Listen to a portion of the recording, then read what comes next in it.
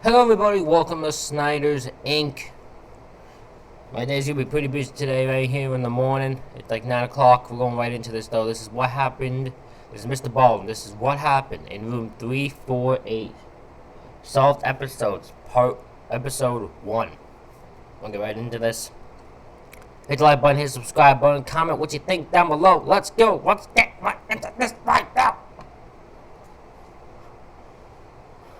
What actually happened before I reveal it at the end of the show. But before I get into today's story, if you're a fan of the strange, dark, and mysterious delivered in story format, then you've come to the right channel because that's all we do, and we upload 3, 4, even 5 times every week. So if that's of interest to you, then the next time the like button approaches you and says, hey, where's a good place to lay out and get a good suntan, suggest the faraway dock on Kidney Mountain. Also, please subscribe to this channel and turn on all notifications so you don't miss any of our weekly uploads. All right, let's get into today's story. I was so confused. Now I remember we literally listened to the story of the faraway dog. Dumb me.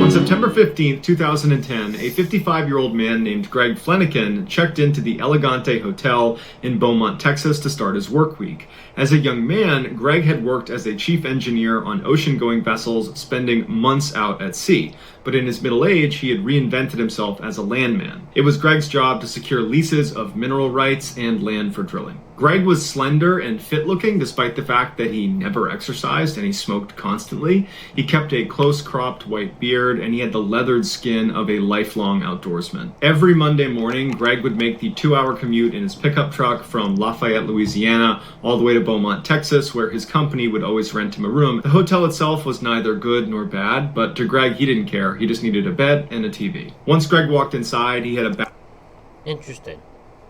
I don't know why I didn't, but it's like a few hours then they'd rent a hotel room just to do what they need to do. I don't know why, I just found that very interesting. Seems like a waste of money in my opinion. Bathroom immediately to his right, and then a little bit farther in was the main section of the hotel room, which was very basic. Straight ahead there was a window that looked down onto a small pool that was lined with potted plants, and then in the main space was a queen-size bed tucked up against the right wall, and then on the left wall was a TV. Greg wheeled his one suitcase into the hotel room and he put it at the foot of the bed and he opened it up. He pulled out the shirts that he wanted to keep wrinkle-free for the week and he hung them in his closet. Then he pulled out his toiletries that were kept in a cloth bag with a hook and he hooked those onto a towel rack. Then he took off his very worn brown boots and his faded blue jeans and he slipped on some pajama pants. Anytime Greg stayed at the Elegante, he rarely left his room. There was a bar downstairs, but he wasn't a big drinker or socializer. He preferred to just have quiet nights alone in his room watching TV. So that night, Greg cranked the air conditioning to make sure it was as cold as it could get. He liked to sleep in a very cold room. And then he hopped on his bed and he put 2 big pillows behind his head and he rested up against the headboard. And then he took a towel and he laid it out next to him. And on the towel was his ashtray, his cigarettes, his lighter, his phone, the TV remote, and a candy bar. Then he picked up the TV remote, turned it on, flipped through the channels until he landed on one that was playing Iron Man 2, and he thought, good enough. Put the remote down, picked up his candy bar, opened it up, he ate a piece of his candy, and then he grabbed a cigarette, lit up a cigarette, and he began smoking. The following... Okay, so he... everything seems fine at the moment. Not seeing anything that's standing out to me. While listening, so nothing seems to be thing except for maybe listen to Iron Man 2 and then watching Iron Man 2, just saying. But that's not the point. Let's see what happens next. The following morning, Susie, Greg's wife, did not get a call from her husband, and he always called her every morning that he was gone. That was their routine, and this was a big break from their routine. And so she tried calling him, and his phone rang and rang and rang, and he never picked up. And so then she called his Beaumont office, and he didn't pick up. But after the second or third time she called, his coworkers picked up the phone, and they said, hey, Greg's not here. He hasn't come into work yet. And Susie felt concerned. She felt like something was wrong, and she said, do you guys mind just going to his hotel room and knocking on his door and making sure he's okay? And they said, sure, we'll go over there. So the 2 coworkers head over to the hotel. They knock on Greg's door. He doesn't answer. And so they go down and get the manager, who comes up and opens Greg's door. And right away, they find Greg lying dead in the middle of his hotel room. What? What happened to him? Did he get someone? Did health kick into him? Did he end his life? Or did he get murdered? What happened to him? What happened to you, Greg?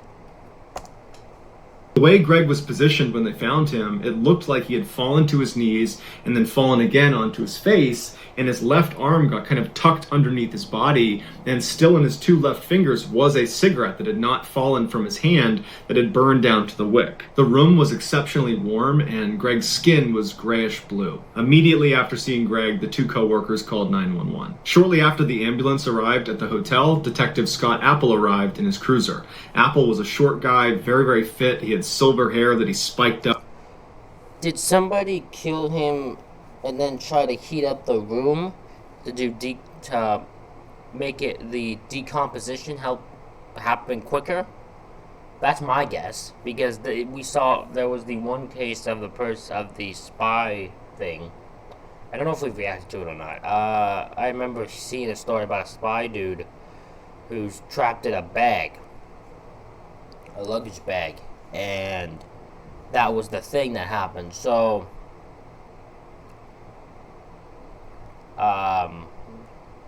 yeah, it's interesting that I wonder why his room stink, because he didn't do it to himself, because I don't know why he would do that. That doesn't make sense. Up.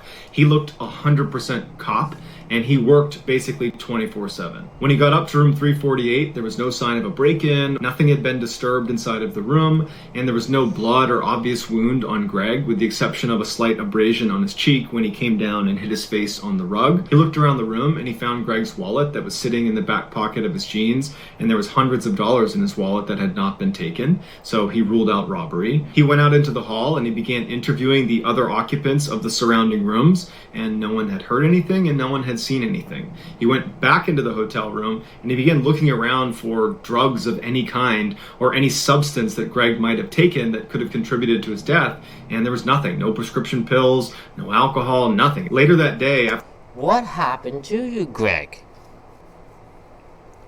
Why did that happen? What happened to you, Greg? I want to know. What happened to you, Greg? After the family had been notified of Greg's passing, his grief-stricken wife, Susie, called Detective Apple, and she said, my husband did not take good care of himself. He had a terrible diet. He's been smoking like a chimney since he was a young teenager, and he never saw a doctor, and I always told him that if he wasn't careful, something like this was going to happen. I always worried that he might have a heart attack or something. So at this point, not only does Greg's family think he died of natural causes, Detective Apple also thinks the same thing. Well, because there's no blood, there's no sign of a break-in, there's no robbery, there's no nothing. There was nothing that would indicate, by the way I'm hearing it, of an actual crime taking place. So natural cause is pretty easily the right conclusion. He's thinking about what he saw in the hotel room, and there's no sign of any foul play. It just looks like a guy whose lifestyle caught up to him. Greg's body was sent to Dr. Tommy Brown, who in Beaumont, Texas, he was like the medical examiner. He'd been doing this for years and years. Dr. Brown had read ahead that they believed Greg had died of a heart attack or something like that. And when his body was wheeled in front of him, there was nothing he saw right away that contradicted that theory. The only two marks that the doctor noted on the outside of Greg's body was the small abrasion on his face from where he landed on the rug, and then he also had another small abrasion on his crotch. But beyond that, the rest of his body was completely unblemished. When he looked inside of his body, it looked like someone had literally just crushed his insides. His torso was full of blood. Food from his intestines had been ripped outside. What? What happened to you, Greg? Because that's not natural causes at all. What the hell? What caused that? He had ribs broken, internal organs were lacerated, and there was a hole in his heart. Dr. Brown was really confused at what he was looking at, because the severity of Greg's internal injuries were more consistent with someone who had been in a severe car crash or who had had a really heavy object land on them. But Greg didn't have any significant external injuries that would support either of those two things happening to him. And he was found in the middle of a hotel room where there was nothing disturbed and no one had apparently seen or heard anything. And so Dr. Brown says, look, I don't have all the answers here, but this was not natural. This is a homicide, and my best guess is he was beaten to death. I know it doesn't really make sense because there's not any external injuries, but he suffered some significant trauma from somebody else, and that's what killed him. When Detective Apple got this report from the medical examiner, he was just as confused as Dr. Brown was, but his attention turned to, okay, well, if he's been murdered, who would want to murder him? And he began digging into Greg's background, and he found that he was universally liked. He was known for being incredibly courteous and polite. He kept to himself. He was in love with his wife, and his wife loved him back. There was no evidence of some scandal in the background. He was just this really nice, normal guy, and it didn't make any sense why anybody would want to kill him. After a few months of getting nowhere, and in reality, he hadn't really even gotten started because there wasn't any good starting point. The only thing he could find that was odd about the crime scene was that the room was particularly warm when they walked inside, which was not in keeping with how Greg would have kept the room. But that doesn't explain why his insides were crushed. And so he's gotten nowhere, and then he makes a discovery. He found in the hotel's maintenance logs on the night Greg died, he had been making popcorn in his microwave and managed to blow a fuse. And it wasn't just his power. Maybe Greg didn't know this, but he cut the power to both the room next to him on his right and on his left and below him. And so he calls down to the front desk, and a maintenance guy came up and he reset the breaker. This opened the door to two theories. The first theory is the maintenance guy, who did have a criminal record, when he came up to fix the breaker, he attacked Greg. But that was wildly speculative, and there was no evidence to suggest that the maintenance guy would do that, and so that was quickly ruled out. The other theory was Greg's neighbors in room 349 were these two electricians who were big partiers and drinkers, and so Detective Apple suggested that maybe when Greg accidentally cut the power to their room, they were really annoyed, and they went outside in the hall, and they saw Greg, and they somehow realized he was to blame for this, and in a drunken rage, they attacked him and killed him, and that's what killed Greg. And even though it was a stretch, it was the closest thing to a motive Detective Apple had found in anyone. Yeah, because he seems to have no motive.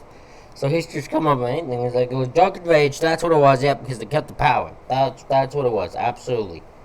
That's absolutely what it was. I've nailed it. Here we go now.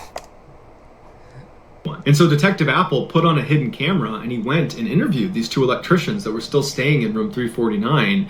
And he said when he spoke to them, they were very forthcoming. They seemed very honest. They were appropriately curious about what happened to Greg. And all they said was, look, we had no interaction with him. We did hear him coughing when we came back from the bar. We were at the bar that night. But honestly, that's the extent of our interaction with him. The electricians offered up their cell phone numbers, their email addresses, and said, anything you need from us, we'd be happy to help. We're really sorry this happened. At this point, Detective Apple is back to square one. No one knows what happened to this guy. The one big lead he had, the maintenance records, proved to be a total dead end. And so unfortunately, this case went cold. 7 months after Greg's death, where there had been absolutely no traction on figuring out what happened to him, Susie, Greg's wife, decided she wanted to hire a private investigator. And her friend suggested she call Ken Brennan, who was a famous private detective who was well known for being able to solve really complex cases. And so on a whim, Susie calls Ken Brennan, not expecting to get through to him, thinking he's probably super busy and has other cases because he's on TV and he's this really famous guy. But he picked up the phone and he was like, hey, how can I help you? And Susie couldn't believe it. She had a chance to tell him about what happened to her husband, and Ken said he was really interested and that he would take on the case. Ken was a former Long Island cop, and he was a DEA special agent. He spoke with a... Interesting that this private investigator, who's probably super busy and probably has a bunch of cases, just answered the phone, still agreeing to take the case. He's like, probably just like, yeah, I mean, he probably didn't worry about it. He probably could take care of it. So, very interesting for that. Don't know why I find it so interesting, but I find it interesting.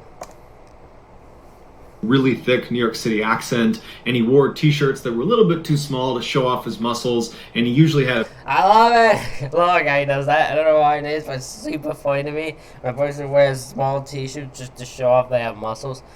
Because it's unnecessary and it's stupid, and yet for some reason I just find it funny. A big gaudy gold chain on. Once Ken agreed to take on this case, he flew right to Lafayette, Louisiana, where Susie lived, and he sat down and he asked her a lot of really difficult questions about their marriage, about whether she thought he might be cheating on her, if he had like a secret life she didn't know about. And after feeling satisfied that all those avenues had been explored and were not going to lead to the answer, he said, okay, well, can you tell me anything about the crime scene that stood out to you? Is there anything about it that seems off? And Susie said, yeah, Greg always kept the air conditioning on very cold at night. He never slept in a room that wasn't freezing cold. And so I thought it was really odd when his coworkers discovered him that the air conditioning was off and it was really hot inside of the room. That's incredibly unlike Greg for his air conditioning to be off. This just crossed my mind. Could the power going out have caused it to be really warm?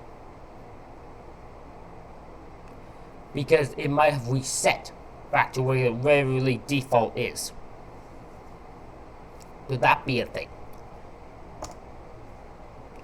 Ken made a note of this, and then he left Lafayette and he went to Beaumont, Texas to meet up with Detective Apple. And Detective Apple and he actually got along really well. They agreed to work together on this case because Detective Apple feels like he's reached a dead end anyways. Apple brought Ken to the crime scene, he showed him the hotel room, and then afterwards he turned over all of the documents he had on the case, from the autopsy report to the photographs to anything he'd collected over the 7 months he'd been working on it. So that night, Ken diligently looks through all of the documentation, all of the photos, and the next day when he goes into Apple's office, he says to him, I think I figured it out. And Apple's like, oh really, you figured it out one day after being here? And Ken's like, no, seriously, I think I figured it out. I have to confirm something with his wife, but I think I have a theory. And so Ken calls Susie right in front of Apple, and when Susie picks up, Ken's like, hey, did your husband ever smoke with his left hand or did he smoke with his right hand? And Susie said, oh no, he only smoked with his right hand.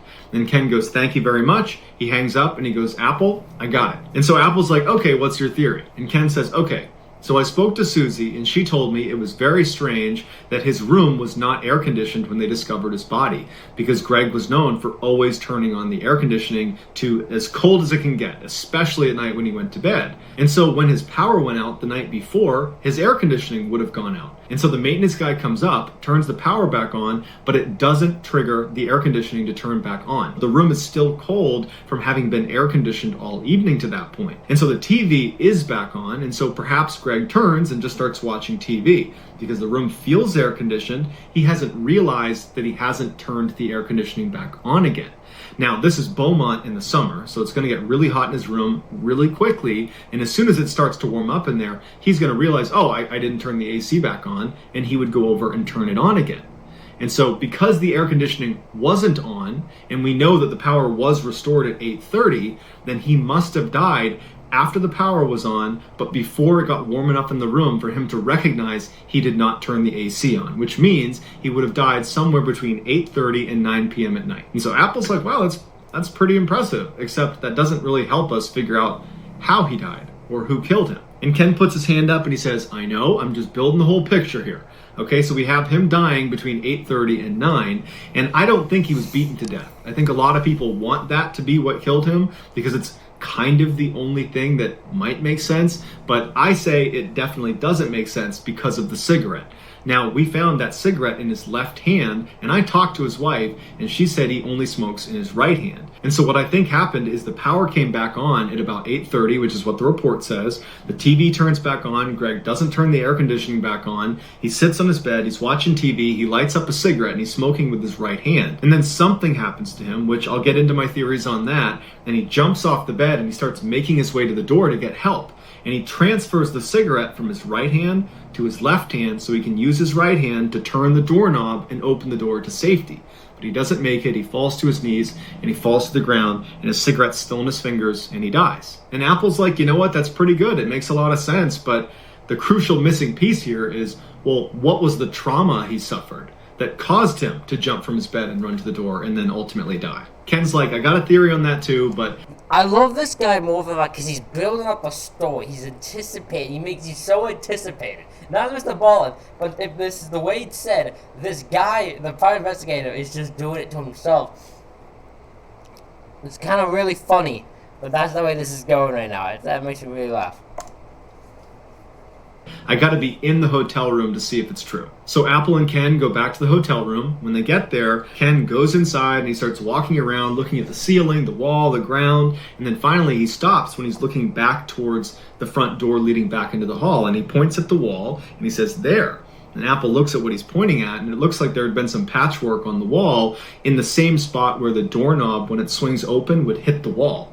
And so Apple's looking at it and he's like, that's just from the doorknob. And so Ken takes the door and he opens it all the way to where the doorknob is pressed against the wall, and it's to the right of this patchwork, meaning this patchwork is not connected to the doorknob. Apple was confused and was about to ask questions, and Ken was like on a roll, and he said, "Hold on," and he goes outside. He goes next door to room 349. They go inside, and Apple walks in the room, and he's watching Ken do his work, and Ken's rubbing his hands all over the wall, and eventually he stops, and he looks up at Apple, and he takes his finger, and he pushes on one spot in the wall as Apple is watching, and his finger goes right in. And what he pushed on was this little chunk of toothpaste that had been wedged in this little tiny hole in the wall, and he pushed it through. Apple brought in a crime scene investigations unit who carefully excavated both sides of this wall.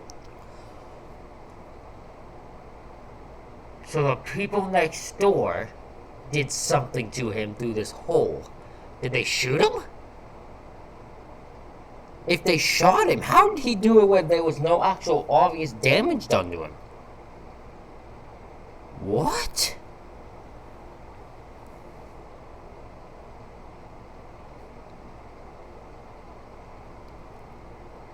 I'm baffled right now.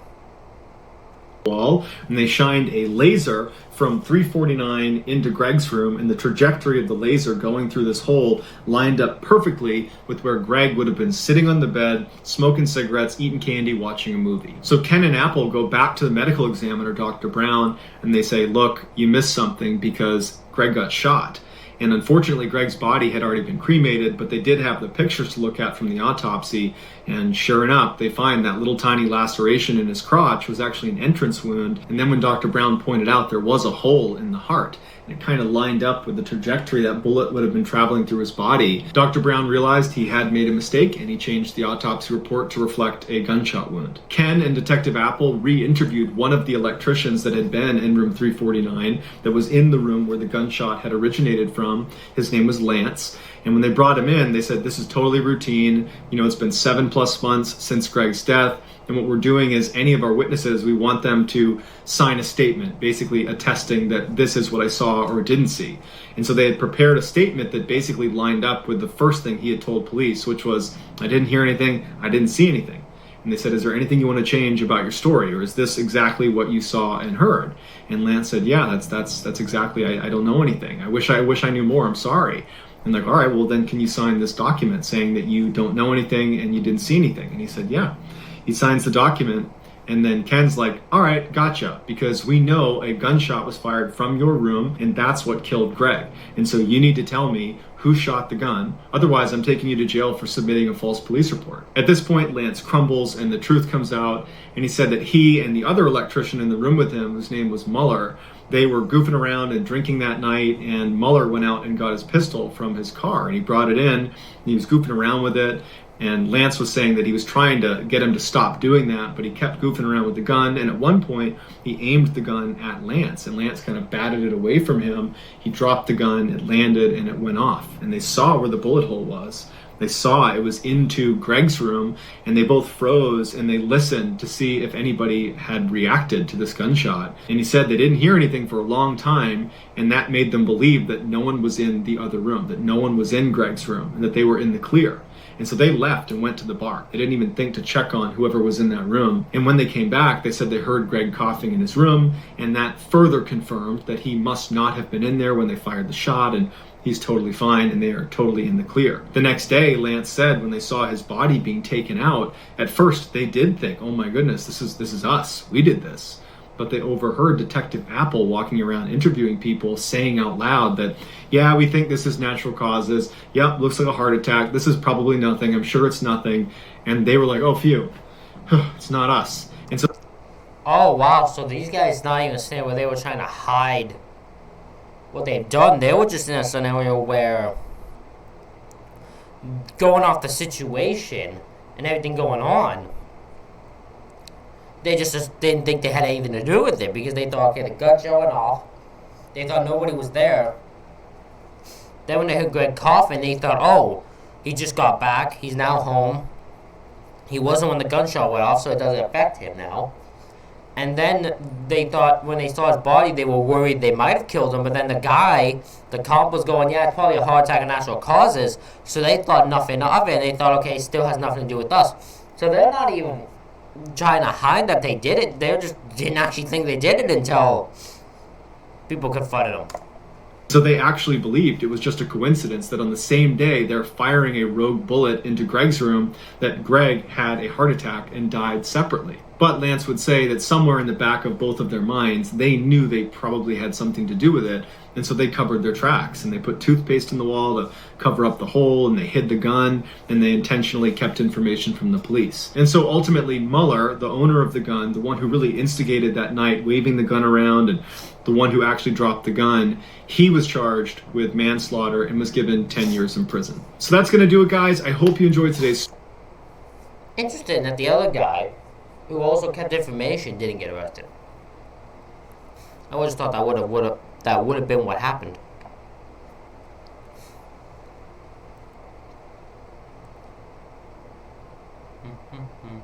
Anyway, guys, thank you all for watching this reaction video. Hope you all enjoyed. Hit the like button, hit the subscribe button, comment what you think down below. Thank you all for watching, and I will see you for the next one.